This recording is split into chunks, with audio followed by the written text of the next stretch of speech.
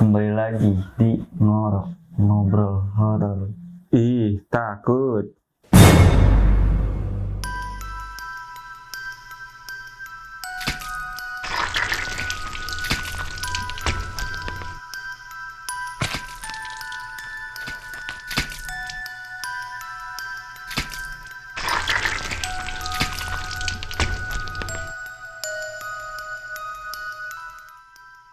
Kali ini gua Gugun.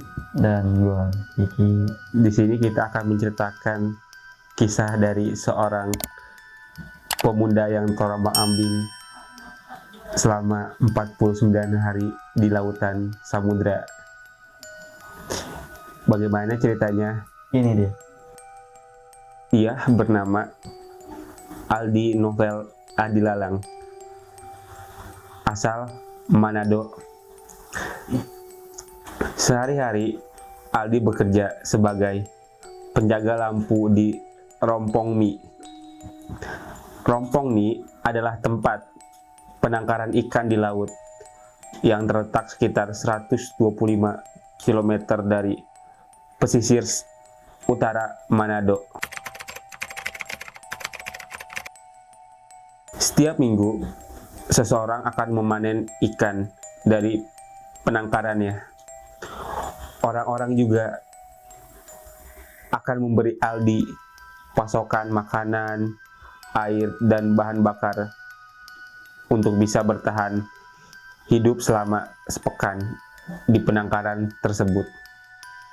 Pekerjaan yang dilakukan Aldi mungkin terbilang sederhana, namun sebenarnya sangat berisiko tinggi. Karena rakit yang sangat kecil hanyalah ditahan oleh tali agar tidak ikut terbawa arus, yang tentunya tali itu memiliki kemungkinan untuk putus, bisa karena usia atau hal lainnya. Karena itulah yang terjadi pada tanggal 14 Juli 2018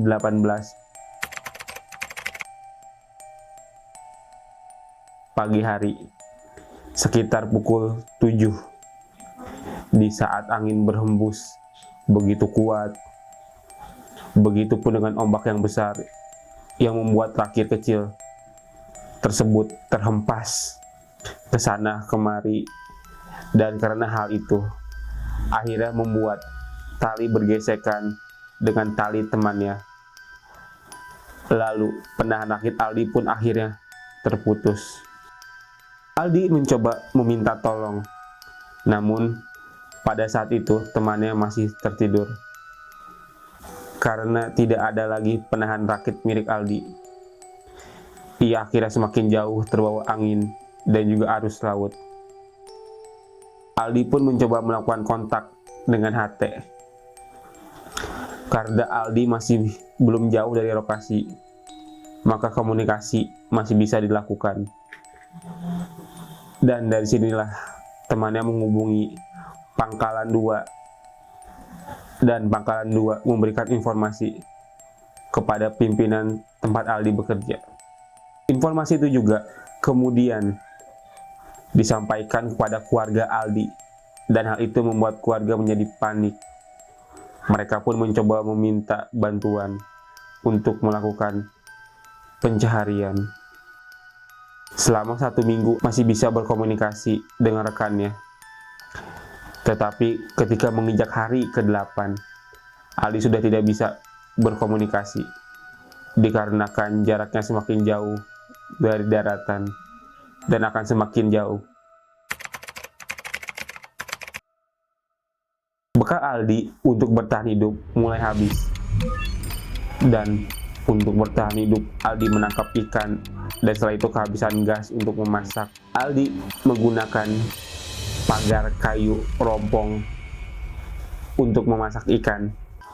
Kemudian untuk minumnya, ia menggunakan cara dengan menyeruput air dari pakaian yang sudah dibasahi dengan air laut.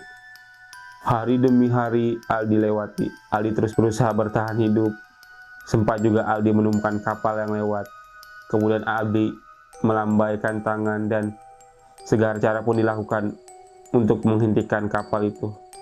Namun Sepertinya rakit itu terlalu kecil sehingga mereka tidak dapat melihat, dan kemudian kapal itu hanya lewat begitu saja.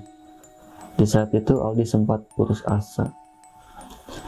Lalu beberapa kali ia berpikir untuk melakukan bunuh diri karena beranggapan bahwa dirinya sudah tidak akan selamat sampai darat.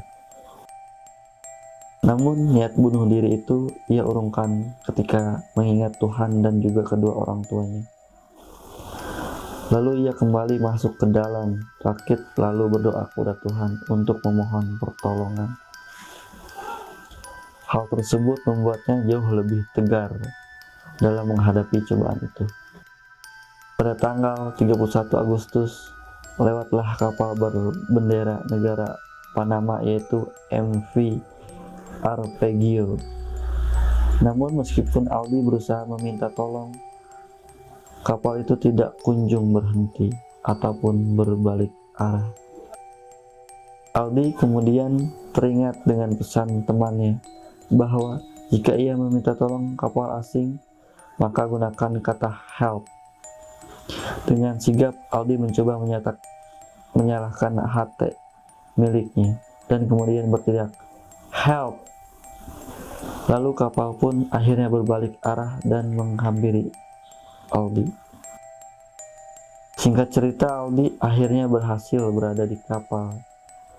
Mereka pun langsung memberikan kain kering dan juga air minum. Setelahnya, mereka kemudian memberikan roti. Berbekal informasi identitas sang kapten, mencoba melakukan komunikasi dengan kedutaan Indonesia terdekat.